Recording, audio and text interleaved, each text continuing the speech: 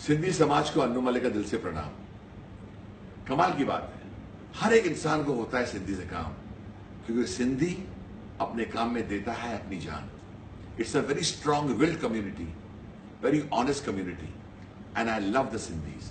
मैं बताना चाहता हूं, मेरे दोस्त विकी गंधारी ने मुझे कहा कि कुछ चंद लफ्ज हमारी सिंधी कम्युनिटी के बारे में बोलो। मैंने बोला क्या हो रहा है, ओकेजन क्या है?